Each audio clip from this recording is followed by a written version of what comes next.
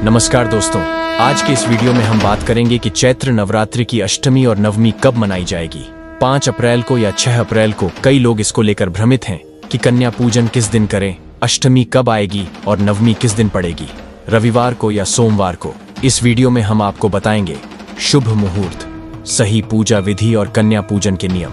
इसलिए वीडियो को अंत तक ध्यान से देखें ताकि आपको पूरी जानकारी मिल सके।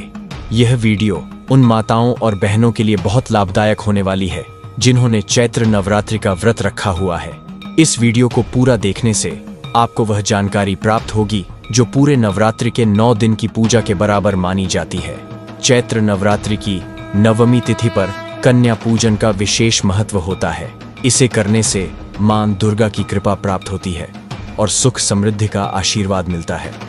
मां दुर्गा की कृपा से परिवार में सुख शांति बनी रहती है, आर्थिक स्थिति मजबूत होती है, कर्ज से मुक्ति मिलती है, दाम्पत्य जीवन में प्रेम और सद्भाव बढ़ता है, संतान सुख की प्राप्ति होती है और बच्चों का स्वास्थ्य अच्छा रहता है। घर में सकारात्मक ऊर्जा का संचार होता है। नवमी पर किया गया कन्या पूजन बहुत शुभ माना जाता है, इसलिए इसे श्रद्धा और प्रेम से करना चाहिए। कन्या पूजन विधि 7, 9 या 11। कन्याओं को आमंत्रित करें। कन्याओं की संख्या 1 से अधिक और 11 से कम होनी चाहिए। इनके साथ एक बालक जिसे लंगूर कहा जाता है उसे भी शामिल करें, जिसे भगवान हनुमान का स्वरूप माना जाता है। कन्याओं के पैर शुद्ध जल से धोकर उनका आशीर्वाद लें। यदि छोटी कन्या ने आपको आशीर्वाद दे दिया तो समझिए मां दुर्गा ने स्वयं जाकर आशीर्वाद दिया है। तिलक और ती करें। कन्याओं के माथे पर रोली और चंदन का तिलक लगाकर प्रसाद दें। दक्षिणा और उपहार भेंट करें। कन्याओं को वस्त्र, खिलौने या अन्य उपहार देकर उनका सम्मान करें। भोजन कराएं, जिसमें पूरी, चना, हलवा और फल आदि खिलाएं। कुछ विशेष चीजें खिलाने से कन्याएं अत्यधिक प्रसन्न होती हैं। कुछ लोग 9 दिन का व्रत रखते हैं और अष्टमी को ही व्रत खोल देते हैं। पंजाब, हरियाणा और दिल्ली में अधिकतर लोग अष्टमी के दिन व्रत खोलते हैं, लेकिन अष्टमी के दिन व्रत नहीं खोलना चाहिए। यदि आपने 9 दिनों का व्रत रखा है तो 10वें दिन ही व्रत खोलना चाहिए। यह परंपरा बहुत पुरानी है। हालांकि कुछ परिवारों की परंपरा के अनुसार लोग अष्टमी को ही व्रत खोलते हैं, जबकि कुछ परिवारों में 10वीं को व्रत खोला जाता है। हमारे घर में हमेशा से दशमी को ही व्रत खोला जाता है। नवरात्रि के अंतिम दिन विधि विधान से माता सिद्धिदात्री की पूजा की जाती है। अगर आप नवमी के दिन पूजा कर रहे हैं तो अष्टमी को मां महागौरी की पूजा करनी चाहिए। पूजा करने के बाद दीपक जलाकर और हवन करके माता की आराधना करें। नवमी के दिन हवन करने के बाद आरती की जाती है। इस दौरान फूलमाला अर्पित करें, सिंदूर लगाएं और अपनी मनोकामना माता से प्रार्थना करें।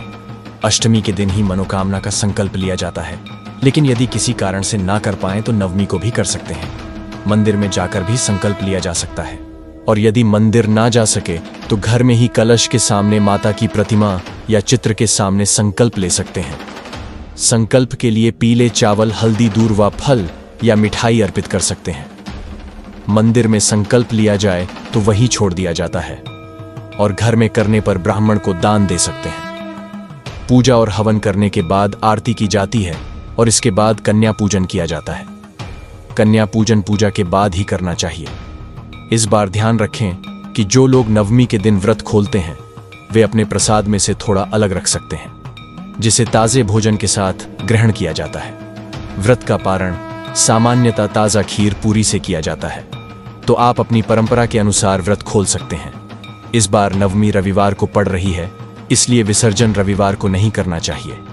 हमारे यहाँ परंपरा है कि रविवार और मंगलवार को माता की विदाई नहीं की जाती। नवमी की पूजा अष्टमी की रात में होती है और अगले दिन चूल्हा नहीं जलाया जाता।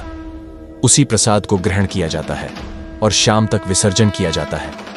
लेकिन इस बार रविवार होने के कारण विसर्जन नहीं करना है। अगर कलश के ऊपर दीपक जल रहा हो तो उसमें तेल डाल सकते हैं, लेकिन दीपक को जबरदस्ती बुझाना नहीं चाहिए। नवमी की पूजा करने वालों को भी इस बात का ध्यान रखना चाहिए कि रविवार के दिन कलश या अन्य पूजन सामग्री नहीं हटानी चाहिए। जिन लोगों ने 9 दिनों तक कलश स्थापित किया है उन्हें भी 6 अप्रैल रविवार को विसर्जन नहीं करना है, बल्कि 7 अप्रैल सोमवार को करना चाहिए। विसर्जन सोमवार को करें और पूजा की सामग्री जैसे फूल आदि दोपहर बाद या शाम को 3 बजे से 4 बजे के आसपास विसर्जित करें। दीपक को जबरदस्ती ना बुझाए। इस बार विशेष रूप से ध्यान रखें कि रविवार को विसर्जन न करें, बल्कि सोमवार को विधिपूर्व करें। नवमी के दिन भी अन्य दिनों की तरह पूजा करें और विधिपूर्वक माता की आराधना करें। शाम की पूजा वैसे ही होगी क्योंकि माता अब भी हमारे घर में विराजमान है। माता के आगमन के चलते हम उसी विधि विधान से पूजा करेंगे। सोमवार के दिन हम कलश को विसर्जित करेंगे। आमतौर पर नवमी के दिन सभी कार्य पूरे करने के बाद शाम तक कलश विसर्जित कर दिया जाता है, लेकिन इस बार रविवार पड़ने के कारण इसे अगले दिन करना उचित रहेगा। अब संपूर्ण पूजा विधि के बारे में जानते हैं। नवमी के दिन हमें माता दुर्गा की पूजा नहीं करनी है, बल्कि अष्टमी के दिन करनी चाहिए। नवमी के दिन भगवान राम की पूजा की जाती है। अष्टमी की पूजा के लिए प्रातः स्नान करके स्वच्छ वस्त्र धारण करें। पूजा स्थल पर चौकी रखें और उस पर लाल कपड़ा बिछाएं। अक्षत अर्पित करें और देवी दुर्गा की प्रतिमा या चित्र स्थापित करें। एक लोटे या कलश में शुद्ध जल भरें और उसमें एक सिक्का डालें। फिर इस पर चावल से भरी एक प्लेट रखें और कलश को माता की प्रतिमा के बाईं ओर स्थापित करें। यह कलश 9 दिनों तक वहीं रहेगा। इसे बार बार पुनः स्थापित करने की आवश्यकता नहीं है। यदि आपके पास गणेश जी की मूर्ति है तो उसे भी पूजा स्थल पर रखें। यदि मूर्ति ना हो तो सुपारी को गणेश जी का स्वरूप मानकर पूजा कर सकते हैं। इसके बाद गणेश जी और माता दुर्गा पर पुष्प और शुद्ध जल अर्पित करें। यदि आप अखंड ज्योत नहीं जला पा रहे हैं तो घी का दीपक जला सकते हैं। दीपक जलाने के बाद गणेश जी, माता दुर्गा, कलश और दीपक का हल्दी कुमकुम से तिलक करें। फिर माता को वस्त्र स्वरूप लाल चुनरी या लाल कपड़ा अर्पित करें और भोग के रूप में बताशे, मिश्री और फल चढ़ाएं। हवन करने की सुविधा ना हो तो एक मिट्टी के दीपक में कपूर जलाएं और उसमें लौंग का एक जोड़ा डाल दें। यह हवन पूरे घर में सकारात्मक ऊर्जा का संच विचार करेगा। इस दीपक को 9 दिनों तक जलते रहने दें, जिससे वातावरण में सकारात्मकता बनी रहे। यदि आप कन्या पूजन नहीं कर पा रहे हैं तो छोटी कन्याओं को आमंत्रित करके उन्हें फल प्रसाद, मिठाई या दही जलेबी खिलाएं। श्रद्धा अनुसार उन्हें दक्षिणा भी दें। इसके अतिरिक्त माता के भजन सुनें और उनकी आरती करें। पूजा के अंत में धूप दीप दिखाकर गणेश जी और माता दुर्गा की आरती करें और अंत में अपने मन में हुई भूल चूक के लिए भगवान से क्षमा प्रार्थना करें। यह नवरात्रि पूजा विधि सरल, सट और प्रभावी रहेगी। सबसे महत्वपूर्ण यह है कि आपकी श्रद्धा और आस्था माता दुर्गा के प्रति सच्ची होनी चाहिए। सच्चे मन से की गई पूजा से देवी की कृपा अवश्य प्राप्त होती है। आप सभी लोग जानते हैं कि चैत्र नवरात्रि की दुर्गा अष्टमी 2025 यानी शनिवार दुर्गा अष्टमी को पड़ रही है। चैत्र मास की चैत्र नवरात्रि। और दोस्तों, यह वह तिथि है जो चैत्र मास में पड़ने वाली सबसे बड़ी तिथि है, क्योंकि यह शनिवार दुर्गा अष्टमी 5 अप्रैल 2025 के दिन पड़ रही है और इसका बहुत ही बड़ा और विशेष महत्व होता है। पूज्य गुरुजी ने कहा है कि अगर कभी भी मौका लग जाए और चैत्र महीने की दुर्गा अष्टमी शनिवार 5 अप्रैल चैत्र नवरात्र को पड़ जाए तो आप लोगों को 3 तुलसी पत्ते वाला उपाय तो अवश्य ही करना चाहिए। इन दोनों का संयोग बहुत ही कम आता है। इसी के साथ में गुरुजी ने अपनी शिव पुराण कथा में बताया है कि इस दिन आपको एक 3 तुलसी पत्ते वाला उपाय तो आपको अवश्य ही करना चाहिए, क्योंकि ऐसा दिन पूरे साल में सिर्फ एक ही बार आता है। और दोस्तों, आप सभी लोग जानते हो कि शनिवार चैत्र नवरात्रि का अगर सबसे बड़ा कोई उपाय है तो वह 3 तुलसी पत्ते वाला उपाय। तो दोस्तों, शनिवार चैत्र नवरात्रि के दिन आप लोगों को इस 3 तुलसी पत्ते वाला उपाय को जरूर करना है। बहुत सारे लोग होंगे जिन लोगों ने इस उपाय को ना किया हो, मतलब पूरा साल निकल गया, उन्होंने किसी भी दिन इस 3 तुलसी पत्ते वाला उपाय को ना किया हो। पर दोस्तों, आपके पास एक आखिरी मौका बचा हुआ है, जो कि दुर्गा अष्टमी 2025 शनिवार चैत्र नवरात्रि के दिन है। इस दिन आप लोगों को इस वाले उपाय को जरूर कर लेना है। भले ही आपने पूरे महीने भर इस उपाय को ना किया हो, पर अगर आपने इस चैत्र महीने के शनिवार चैत्र नवरात्रि के दिन अगर इस वाले उपाय को कर लिया तो आपको इस उपाय को करने का वह फल मिलेगा जिसकी आपने कभी कल्पना भी नहीं करी होगी। इसीलिए आप लोग इस वाले उपाय को एक बार जरूर कर लेना है, ताकि आप लोगों के हाथ से यह मौका ना जा सके और आपको इस उपाय को करने का फल मिल सके। दोस्तों, यह उपाय पंडित जी ने अपनी अभी की ही श्री शिव महापुराण की कथा में बताया है। जी, इस उपाय को आज हम आपको बहुत अच्छे से समझाने वाले हैं। इस वीडियो को देखने के बाद इस उपाय को समझने के लिए आपको कोई और वीडियो को देखने की जरूरत नहीं पड़ेगी। तो चलिए दोस्तों, उपाय को शुरू करते हैं। देखिए, यह इस चैत्र महीने के शनिवार चैत्र नवरात्रि दुर्गा अष्टमी के दिन यह इतना खास होता है, इतना महत्वपूर्ण होता है। देखा गया है कभी कभी बड़े बड़े पूजा पाठ अनुष्ठान से जो मनोकामना पूर्ण नहीं होते, वह चैत्र महीने की शनिवार चैत्र नवरात्रि दुर्गा अष्टमी के दिन एक छोटे से उपाय करने से ही आपकी मनोकामना पूर्ण हो जाती है। और बहुत सारे लोगों ने इस उपाय को किया भी है और उनको इस उपाय को करने का फल भी जरूर मिला है। अगर आप लोग भी इस उपाय को करना चाहते हैं तो आप इस उपाय को पहले अच्छे से समझ लेना, सुन लेना, उसके बाद करना। आपको इस उपाय का फल जरूर मिलेगा। और इस उपाय को कर लेने से आपके घर में चाहे किसी भी प्रकार की दुख और समस्या क्यों ना चल रही हो, आपको उसका कारण भी नहीं पता है कि भाई ये समस्या किस कारण से चल रही है। उसका कुछ भी कारण हो सकता है, जैसे पितृदोष हो सकता है या किसी भी तरह का मंगल दोष भी हो सकता है। तो इस दिन आप लोगों को यह वाला उपाय कर लेना है। यह एक ऐसा उपाय है जिस उपाय को अगर किसी विशेष दिन पर किया जाए तो भाई उस विशेष दिन का जो है वह तो हमें मिलता ही मिलता है। पर हमने उस दिन पर इस उपाय को किया है तो हमें उससे भी बड़ा फल मिलता है, और फल बहुत जल्दी मिलता है, क्योंकि आप इस उपाय को बहुत ही बड़े और विशेष दिन पर कर रहे हो। तो चलिए अब उपाय के बारे में बात करते हैं, लेकिन उससे पहले आप लोगों को यह जानना आवश्यक है कि आखिर यह उपाय किस समय करना है, किसको करना है और कैसे करना है। तो चलिए हम आगे आपको वीडियो में एक एक करके बता देते हैं।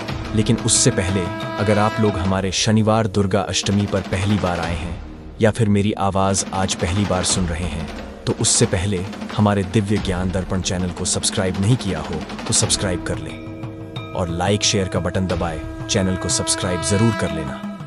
और इस वीडियो को लाइक करके कमेंट बॉक्स में श्री शिवाय नमस्तुभयम जय माता दी जरूर टाइप कर देना।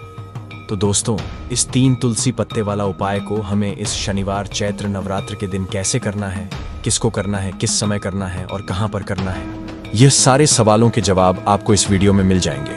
और जो ये वीडियो देखेगा भाई, उसको 3 तुलसी पत्ते वाला उपाय जरूर करना चाहिए, क्योंकि इस दिन तुलसी पत्ते का भी बहुत ही बड़ा और विशेष महत्व होता है।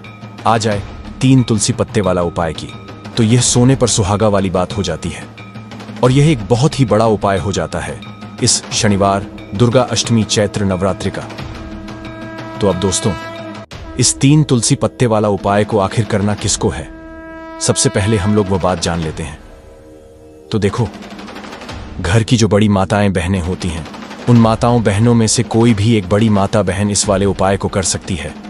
और दोस्तों, अगर आप चाहे तो अपने घर में से सभी सदस्यों को भी इस उपाय को करवा सकते हैं। अगर किसी व्यक्ति की खुद की कोई मनोकामना है, खुद की कोई दुख और परेशानी है जो कि वह अपने लिए ही करना चाहता है, इस वाले उपाय को तो वह खुद अपने लिए भी कर सकता है।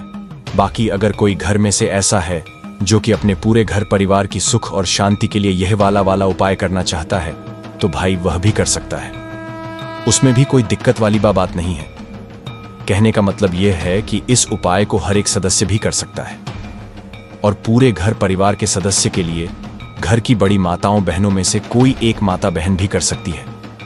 माताएं बहनें अगर घर में उपस्थित ना हो या वह यह वाला उपाय ना कर पा रही हो, तो फिर घर का कोई बड़ा सदस्य भी इस 3 तुलसी पत्ते वाला उपाय को कर सकता है, चाहे फिर वह पुरुष ही क्यों ना हो। उसमें कोई भी दिक्कत वाली बात नहीं है। उसके बाद में दोस्त जो अगला प्रश्न निकल कर आता है, वह यह आता है इस उपाय को लेकर कि आखिर इस उपाय को हमें किस समय करना है, सुबह के समय करना है कि शाम के समय करना है। तो देखो, इस वाले उपाय को आप लोग सुबह के समय भी कर सकते हो और शाम के समय प्रदोष काल में भी कर सकते हो। अब अगर आप पूछो कि भाई सबसे उत्तम समय कौन रहेगा इस 3 तुलसी पत्ते वाला उपाय को करने का, तो हम आपसे बस यही कहेंगे कि इस उपाय को आप सुबह के समय करेंगे तो ज्यादा बेहतर होगा। बाकी अगर प्रदोष काल शाम के समय भी करेंगे तो भी अच्छा होगा, उसमें कोई भी दिक्कत वाली बात नहीं है। तो अब दोस्तों, जो अगली सबसे बड़ी और महत्वपूर्ण बात आती है वह यह आती है कि सुबह अगर हम उपाय को करेंगे तो हमें कितने बजे से लेकर कितने बजे तक के बीच में करना है, और शाम के समय प्रदोष काल में करेंगे तो हमें कितने बजे से लेकर कितने बजे के बीच में करना है। तो देखो, सुबह जितनी जल्दी हो सके आप उपाय को करने की कोशिश करना। बाकी अगर किसी कारणवश लेट भी हो जाओ, थोड़ी देर भी हो जाए, तो 10 या 11 बजे तक भी आप उपाय कर लेना, पर 12 बजे से ज्यादा देरी ना हो, ठीक है? इस बात का ध्यान रखना। उसके बाद में दोस्तों, अगर शाम के समय प्रदोष काल की बात करें, प्रदोष काल का जो समय होता है वह शाम के 6 बजे से शुरू हो जाता है। मतलब शाम के 6 बजे से लेकर 7 बजे के बीच का जो समय होता है, यह समय प्रदोष काल का समय होता है। तो आप इस उपाय को 7 या 8 बजे के बीच में भी कर सकते हो। मतलब शाम के 6 बजे से रात के 8 बजे के बीच में आप कभी भी इस वाले उपाय को कर सकते हो। उसमें कोई भी दिक्कत वाली बात नहीं है। तो देखो दोस्तों, सबसे पहला उपाय देखिए, आपको क्या करना है। तुलसी जी के 3 पत्ते लेना है। अब देखो, शनिवार चैत्र नवरात्रि का दिन है, तो घिरे हुए पत्ते आपको लेना है, ठीक है? आप 3 पत्ते तुलसी जी के लेंगे। ये इन पत्ते तुलसी जी के आपके घर में मानपूर्वक वास कराएंगे, आपके घर में खुशियां लेकर के आएंगे, आपके घर में धन संबंध परेशानियों को दूर करेंगे। देखो कैसे करना है, समझना। आप जैसे ही आप क्या करेंगे, 3 पत्ते आपको लेना है, साथ ही साथ आपको लेना है हल्दी, पीसी हुई हल्दी ले सकते हैं, या हल्दी की जो गांठ आती है ना, तो वह हल्दी की गांठ लेना और उसको पीस करके उसका पाउडर बना देना, और उसके बाद उसका उपयोग आप कर सकते हैं 3 तुलसी के पत्ते के साथ में लेना है 1 चुटकी हल्दी, ठीक है? अब आपको क्या करना है, सबसे पहले तुलसी जी के वहां पर आप जाएंगे। शनिवार दुर्गा अष्टमी चैत्र नवरात्रि के दिन सुबह से लेकर के शाम तक, रात्रि तक, जब आपकी इच्छा हो तब आप यह उपाय कर सकते हैं। आपको 3 तुलसी जी के पत्ते वहां पर तुलसी माता के सामने आपको रखना है, ठीक है?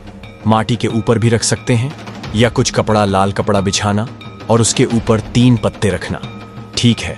वहां पर तुलसी माता के वहां पर एक गोल बाती का दीपक आपको जलाना है, ठीक है? गोल बाती का अर्थात उसके अंदर घी होना चाहिए, ठीक है? ये जो दीपक होगा, यह होगा भगवान विष्णु के निमित्त। अब आप यह दीपक आटे का भी ले सकते हो, माटी का भी ले सकते हो, ठीक है? अब आपको क्या करना है, दीपक आपने प्रचलित कर लिया, 3 तुलसी जी के पत्ते हैं। अब 1 चुटकी हल्दी जो है, हल्दी के अंदर थोड़ा सा जल मिलाना, ठीक है? और आप आपकी सीधे हाथ की चीठी उंगली के पास वाली उंगली, अनामिका उंगली से आपको हल्दी की टीकी तीनों तुलसी जी के पत्ते पर लगानी है। जब आप पत्तियों पर टीकी लगाएंगे तो ओम नमो भगवते वासुदेवाय का जाप करना 11 बार, फिर 1 तुलसी के पत्ते के ऊपर हल्दी की टक्की लगाना गई। आपको बात समझ में? फिर वापस से 11 बार जाप करना, फिर 1 और टक्की लगाना, फिर वापस से 11 बार जाप करना, टीके लगाना। देखो, भगवान विष्णु को हल्दी बहुत प्रिय है, भगवान विष्णु को तुलसी दल बहुत प्रिय है। अगर आप शनिवार दुर्गा अष्टमी चैत्र नवरात्रि के दिन इस प्रकार से उपाय करते हैं, भाग्य का सा आपको मिलता है। कई लोग होते हैं ना जो बहुत मेहनत करते हैं, लेकिन उनको पर्याप्त फल नहीं मिल पाता। तो उन लोगों के लिए विशेष करियो, जिन लोगों को सक्सेस नहीं मिलती है, तो उन लोगों को यह उपाय करना चाहिए।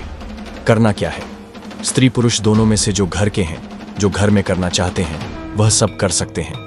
देखो करना क्या है, तीनों पत्ते में से तीनों पत्ते आपको उठाना है और मां तुलसी से प्रार्थना करना है कि जीवन के सारे अंधकार माता आपको दूर दर करना है।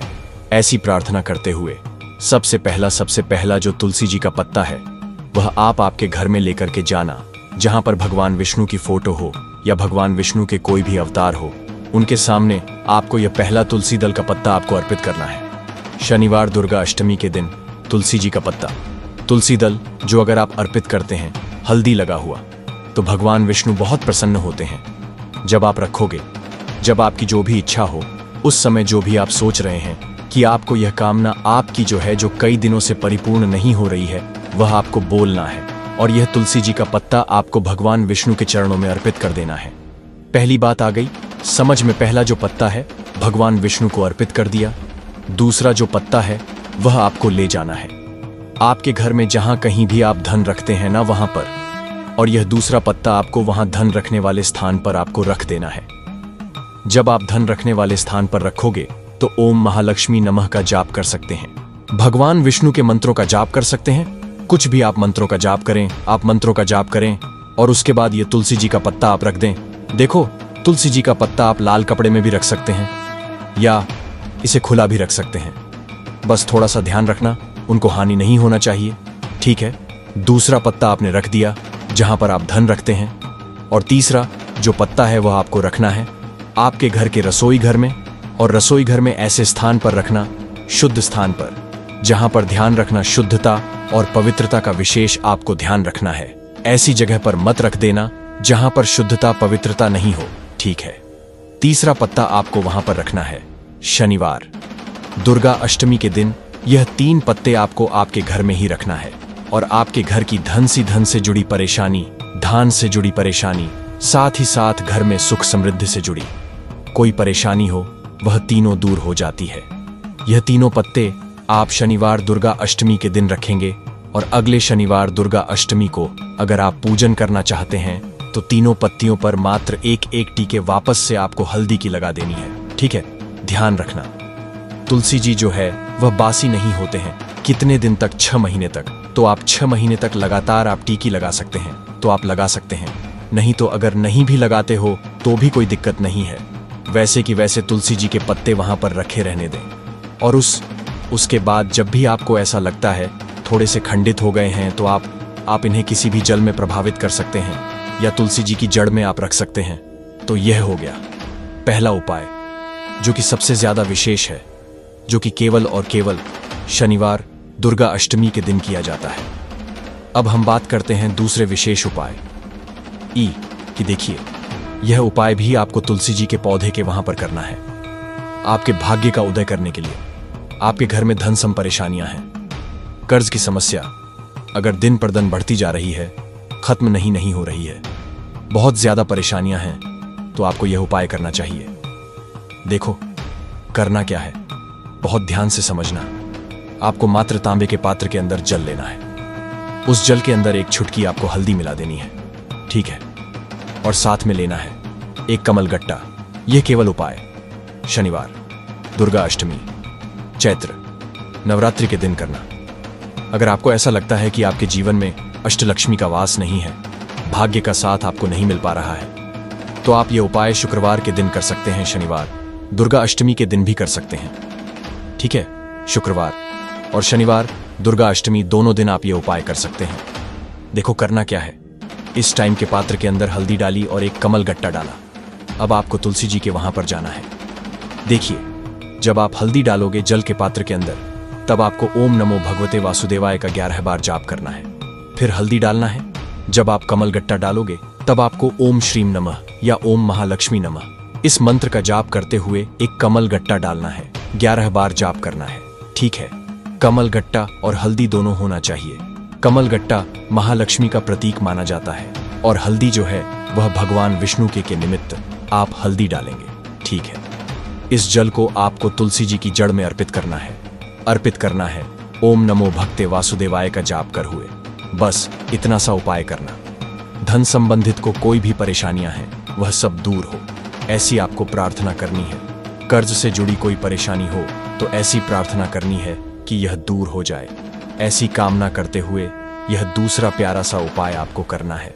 तो देखो, ये हो गया दूसरा उपाय जो कि आप सुबह से लेकर के शाम तक कर सकते हैं। शनिवार दुर्गा अष्टमी या शुक्रवार के दिन सिर्फ एक बार ही करना है। अब जो कमल घट है, कमल घट को आपको वहीं पर तुलसी जी के वहां पर रखे रहने देना है, आपको उठाना नहीं है। वह कमल गट्टा चाहे तो आप तुलसी जी की वहीं पर गांठ दें, ठीक है, तो भी चलेगा। तो इस प्रकार से आपको यह सुंदर सा उपाय करना है। अब हम बात करते हैं तीसरे उपाय की। ध्यान रखना, ये जो दूसरा उपाय है ये आपको आपके घर में ही करना है, बाहर कहीं पर भी मत करके आना, ठीक है। घर में अगर तुलसी जी हो तो ही आप ये उपाय कर सकते हैं। अब हम बात करते हैं तीसरे विशेष उपाय। देखो, भाग्य का साथ आपको मिले तो गुरु बृहस्पति को मजबूत करना बहुत जरूरी होता है। इसीलिए पूज्य गुरुदेव ने एक बहुत ही सुंदर सा उपाय बताया था, जो कि है पीले चावल का। थोड़े से अक्षत लेना, चावल लेना अगर आपको ऐसा लगता है ना कि आपको किसी भी चीज में सफलता नहीं मिल पा रही है, किस्मत का साथ आपको नहीं मिल पा रहा है, तो पीले चावल लेना। पीले चावल कैसे करोगे? 11 चावल लेना साबुत, उसके अंदर पीला चंदन है वह आपको मिला देना है और चावल को पीला रंग कर देना है, ठीक है। साथ में लेना है एक बेलपत्र और साथ में लेना है तांबे के पात्र के अंदर जल, ठीक है। यह तीनों सामग्री लेकर के शनिवार दुर्गा अष्टमी चैत्र नवरात्रि के दिन सुबह से लेकर के रात्रि तक जब आपकी इच्छा हो तब आप यह उपाय कर सकते हैं। अब आपको क्या करना है? भगवान शिव के मंदिर में जाएंगे। जो एक बेलपत्र है वह माता अशोक सुंदर वाले स्थान पर आपको अर्पित करना है। एक का हिस्सा जलाधारी की तरफ हो चाहिए।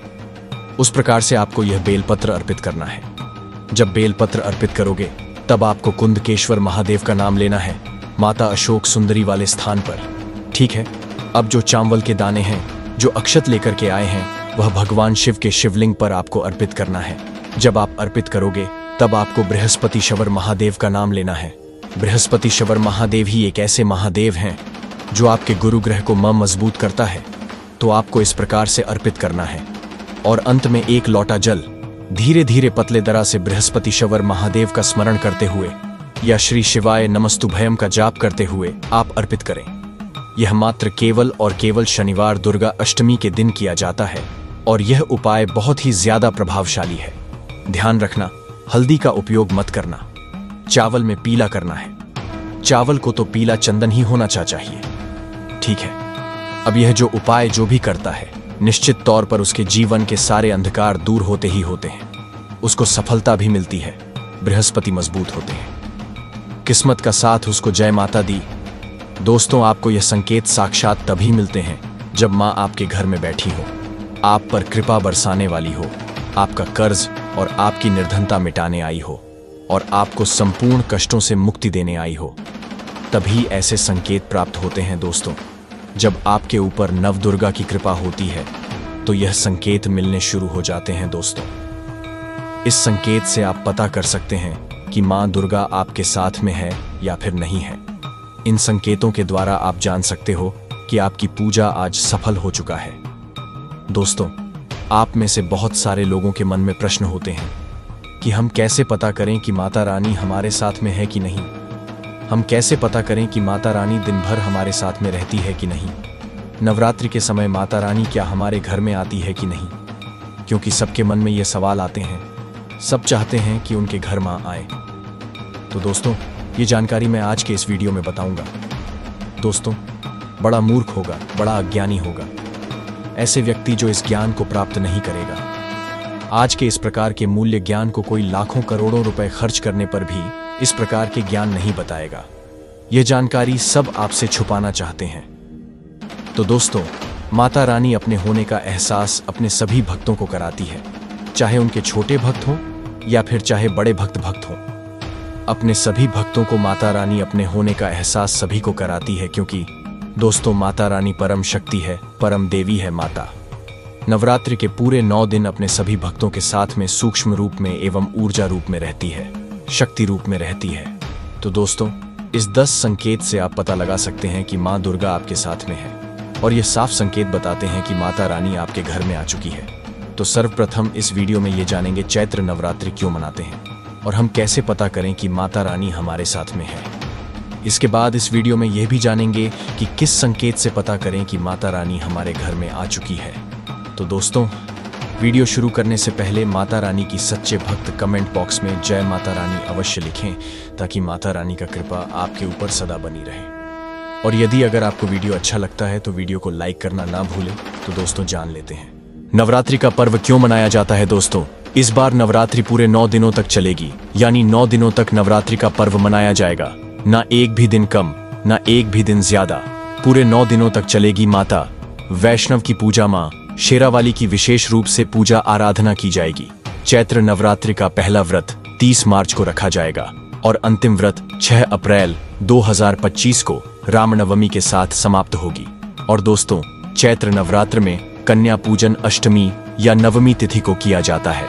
इस साल अष्टमी तिथि 5 अप्रैल और नवमी तिथि 6 अप्रैल को पड़ रही है, जिस वजह से अष्टमी तिथि की कन्या पूजन 5 अप्रैल और नवमी तिथि की कन्या पूजन 6 अप्रैल को किया जाएगी। ऐसे में आप इन दोनों में से किसी भी दिन कन्या पूजन कर सकते हैं। आपको बता दें, चैत्र नवरात्रि में कलश स्थापना नवरात्रि के पहले दिन होती है। इस दिन सुबह 6:01 से सुबह 10:02 तक और दोपहर 128 से 1250 तक घट स्थापना कर सकते हैं। दोस्तों, चलिए अब जानते हैं चैत्र नवरात्रि क्यों मनाई जाती है। दोस्तों, चैत्र नवरात्रि मनाने के पीछे एक पौराणिक कहानी है कि मां दुर्गा ने महिषासुर नामक राक्षस का वध किया था और ऐसा माना जाता है कि वहां महिषासुर नाम का एक था। उसे भगवान ब्रह्मा ने अमृता का वरदान दिया था और इस आशीर्वाद के कारण महिषासुर पृथ्वी से लेकर स्वर्ग तक सभी को परेशान करने लगा। ऐसे में सभी देवी देवता उसके अत्याचारों से चिंतित होकर ब्रह्मा, विष्णु और महेश के पास जाते हैं। तब दोस्तों तीनों देवताओं ने आदिशक्ति का आह्वान किया। तब दोस्तों भगवान शिव, विष्णु और अन्य देवताओं के क्रोध के कारण उनके मुख से एक ज्योति प्रकट हुई और वह ज्योति एक स्त्री में बदल गई। इस तरह मां आदिशक्ति प्रकट हुई। इसके बाद अन्य देवताओं ने उन्हें अस्त्र शस्त्र प्रदान किए। तब मां दुर्गा ने महिषासुर को चुनौती दी और 9 दिनों तक युद्ध चलने के बाद 10वें दिन मां ने महिषासुर का वध कर दिया। ऐसा माना जाता है कि इन 9 दिनों के दौरान देवी मां ने 9 रूप धारण किए और राक्षसों का वध किया। इसी कारण से इसे 9 दिनों तक नवरात्रि के रूप में मनाया जाता है। और आपको बता दें कि शास्त्रों में चैत्र नवरात्रि का विशेष महत्व माना गया है। दोस्तों ऐसा माना जाता है कि 9 दिनों तक चलने वाले चैत्र नवरात्रि के दौरान व्यक्ति मानसिक और शारीरिक रूप से मजबूत होता है।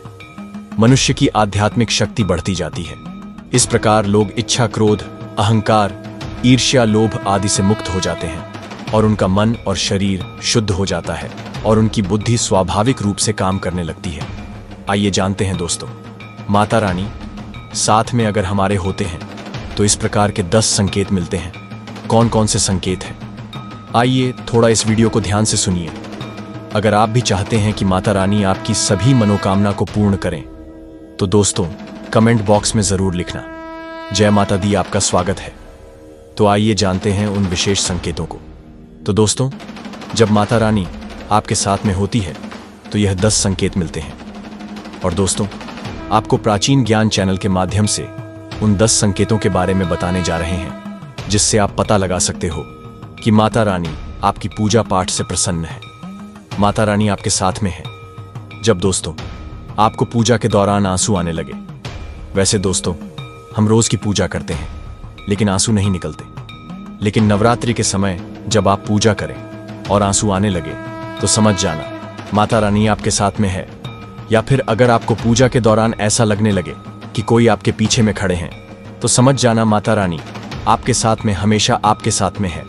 वह ऊर्जा स्वरूप बनकर आपके साथ में खड़े रहते हैं। यह प्रथम संकेत है दोस्तों। दूसरा संकेत है कि अगर जुगनू टिमटिमाते हुए आपके कपड़े या शरीर पर चिपक जाना। दोस्तों अगर जुगनू टिमटिमाते हुए आपके कपड़े या फिर शरीर में चिपक जाए तो समझ जाना माता रानी आपके साथ में है, क्योंकि दोस्तों जुगनू को जोगिन कहा जाता है और यह माता रानी की परम सेविका है, जहां पर माता रानी की शक्तियां होती हैं। यह माता रानी का ऊर्जा स्वरूप होती है और माता रानी का जा का किराए जहां ऊर्जा स्वरूप होता है वहां पर जाकर के स्वतः ही चिपक जाते हैं। तो आपके साथ में माता रानी रहेंगे तो आपके शरीर में स्वतः ऊर्जा शक्ति जागृत हो जाएंगे, तो ये आकर के जबरदस्ती चिपकने लगते हैं। दोस्तों तीसरा संकेत है कि रात में अचानक से झटके के साथ आपकी नींद खुल जाए तो समझ जाना माता रानी आपके साथ में और माता रानी आपको जगाना चाहती है और माता रानी आपको कुछ संकेत देना चाहती है। इसके बाद चौथा संकेत है कि आपके आसपास में अगर इत्र है, लोबान है, धूप है, चमेली है या फिर अन्य पुष्प जो कि आपके घरों के आसपास में नहीं पाए जाते हैं लेकिन फिर भी आपको उसकी सुगंध आ रही है तो समझ जाना चाहिए कि माता आपके साथ ही मौजूद है। माता रानी जब आपके पास में होते हैं तो दोस्तों लोबान की खुशबू आती है, धूप और चमेली के पुष्प की खुशबू आती है और ऐसे पुष्प की खुशबू आती है दोस्तों जिसकी सुगंध हमने कभी नहीं ली, जो कि हमारे घरों के आसपास में नहीं होते हैं।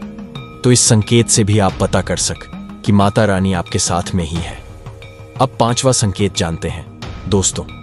यदि आपको नवरात्रि के दौरान अगर आपको स्वप्न में कोई छोटी कन्या दिखाई देती है, क्योंकि छोटी कन्याओं को देवी का ही स्वरूप माना जाता है, तो नवरात्रि में अगर आपको छोटी कन्या दिख जाए या फिर लाल वस्त्र दिख जाए, लाल कलर की झंडा दिख जाए तो समझ जाना चाहिए कि माता रानी आपके साथ में ही है।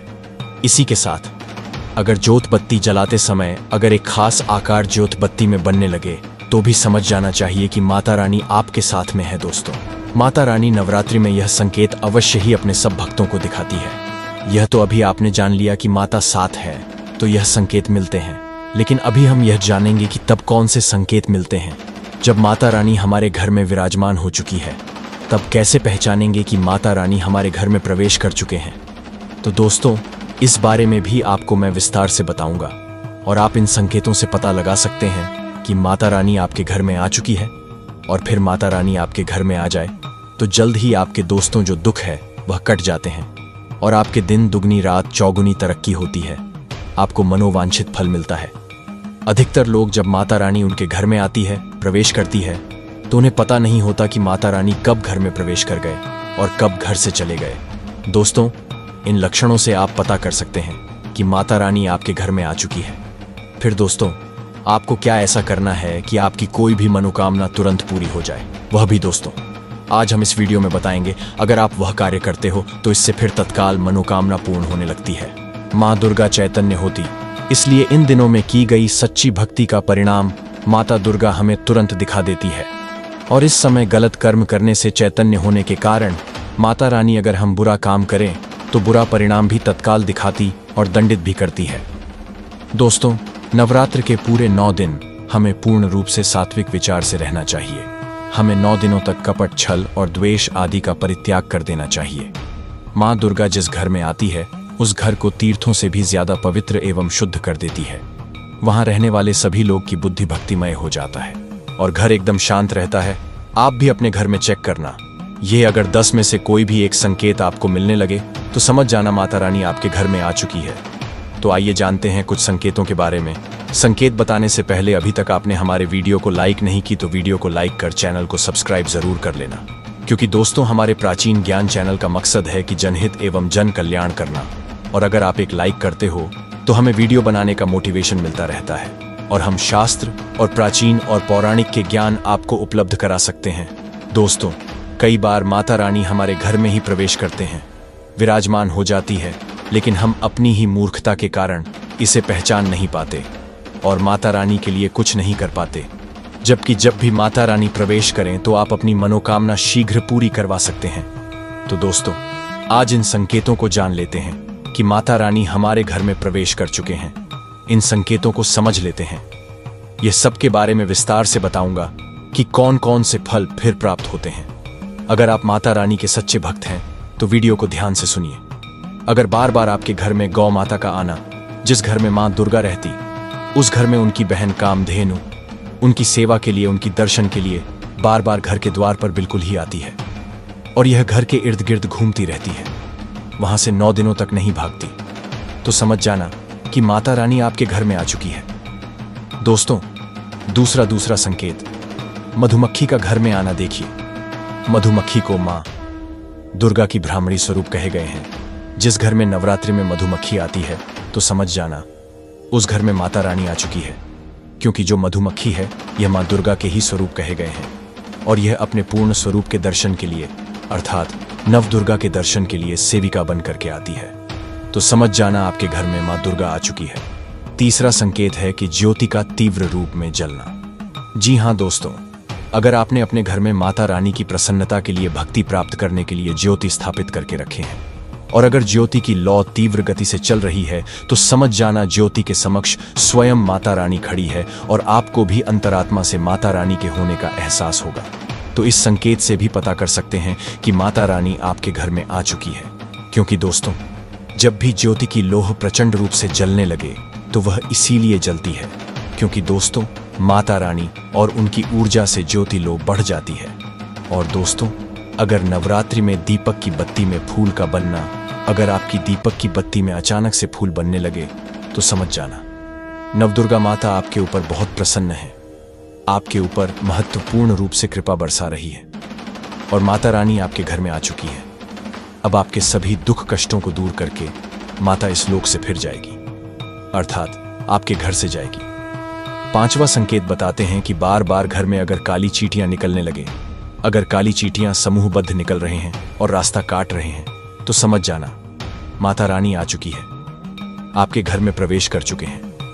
माता रानी दोस्तों, 6वां संकेत, अचानक घर में मनमोहक सुगंध आने लगे। यदि आपको अपने घर में नवरात्रि के समय, पूजा के समय, मां दुर्गा की पूजा पाठ के समय अचानक से इत्र जैसा कोई सुगंध आने लगे, तीव्र सुगंध आने लगे, तो समझ जाना माता रानी आपके घर में प्रवेश कर चुके हैं और नवरात्रि में यदि आपके पूजा स्थान पर ठंडी हवा चलने लगे तो समझ जाना माता रानी आ चुकी है और अपना होने का एहसास आपको करा रही है। तो इस संकेत से भी पता कर सकते हैं कि माता रानी आपके घर में आ चुकी है।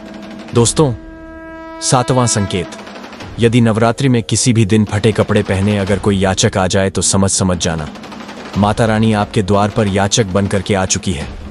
नवरात्रि में कोई भी याचक आए तो खाली हाथ मत जाने देना, क्योंकि स्वयं माता रानी परीक्षा लेने के लिए हमारे घर में याचक बन करके आ जाती है। तो दोस्तों, नवरात्रि पर इस बात का विशेष कर आप ध्यान रखें कि अगर कोई भी याचक मांगने के लिए या कोई भी कन्या आपके घर पर मांगने के लिए आती है तो उसे खाली हाथ मत जाना देना। दोस्तों, अगर नवरात्रि में घर के मंदिर में छिपकली का दिखना माना गए लक्ष्मी के आगमन का संकेत माना जाता है, माता रानी का प्रवेश माना गया है। मान्यता है कि इससे मां लक्ष्मी की कृपा हो सकती है और धन लाभ होने के साथ कई शुभ समाचार भी मिल सकते हैं।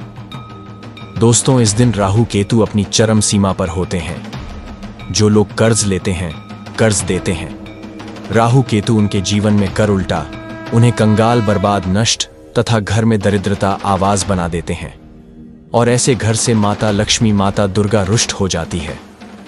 आप माता रानी को चैत्र नवरात्रि पर एक मिश्री का टुकड़ा भी अर्पित करके पूजा पाठ कर सकते हैं। यदि आपके पास धन नहीं है तब भी माता रानी उतना ही प्रसन्न होती हैं और आपके जीवन में धन और धनवान पूर्ण रूप से आपको यश कीर्ति प्रदान करती है।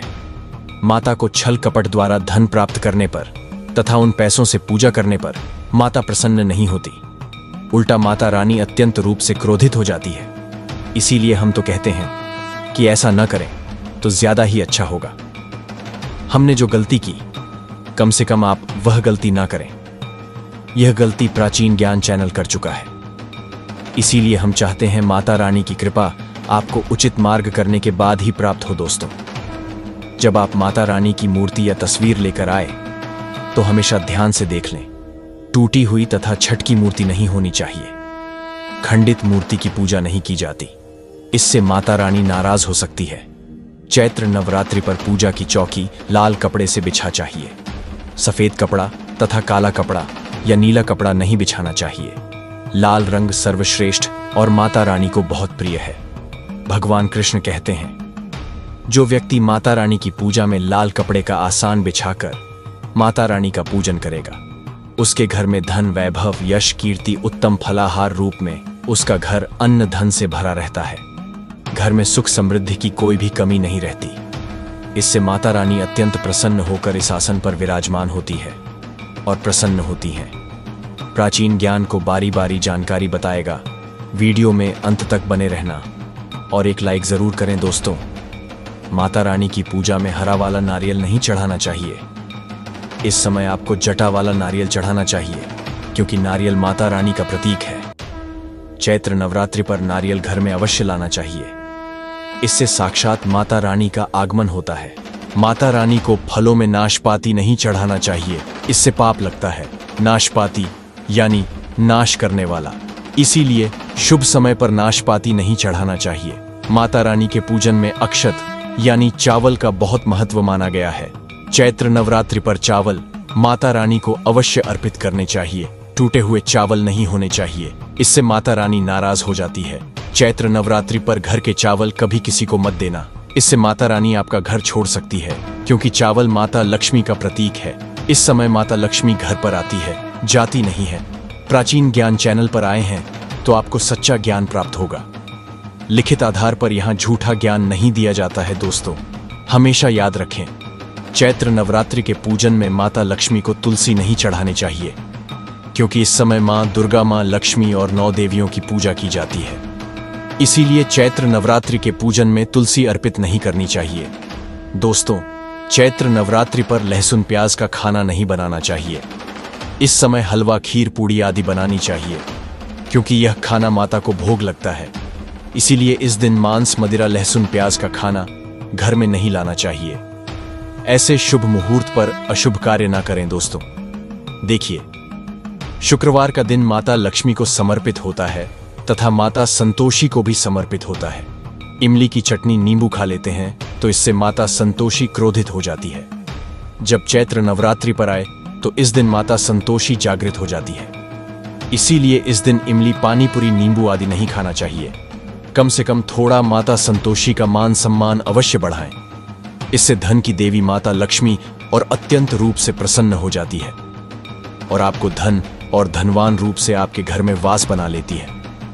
दोस्तों, शास्त्रों के अनुसार माना जाता है कि चैत्र नवरात्रि के दिन एक स्त्री को लाल, गुलाल तथा पीला रंग या भगवा रंग के कपड़े ही पहनने चाहिए। माता रानी के पूजन में सुहागिन महिला को सफेद रंग नहीं पहनना चाहिए। यह रंग विधवा रूप माना गया है तथा काला रंग भी पहनकर पूजा नहीं करनी चाहिए। इसे शुभ नहीं माना जाता। काला रंग शनि का प्रतीक होता है। माता रानी को लाल कपड़े अति प्रिय है। लाल रंग माता रानी को बहुत ही अच्छा लगता है। चैत्र नवरात्रि पर सुहागन महिलाओं को अपनी मांग में भरपूर मात्रा में सिंदूर भरना चाहिए। पैरों में पायल तथा श्रृंगार आदि होना चाहिए। इससे माता रानी बहुत प्रसन्न होती है और आपको धन धान्य से मालामाल कर देती है। माता रानी कहती है, जो मेरे लिए इतना श्रृंगार आदि कर सकती है तो उसके प्रति मेरे लिए भक्ति कितनी होगी। माता रानी बहुत प्रसन्न होती है। मन दिल से ऐसी स्त्री को आशीर्वाद अपना सदैव देती है। अखंड सौभाग्यवती का वरदान देती है। दोस्तों, आज के वीडियो में बस इतना ही। कमेंट बॉक्स में जय मां लक्ष्मी अवश्य लिखें। धन्यवाद। जय माता दी।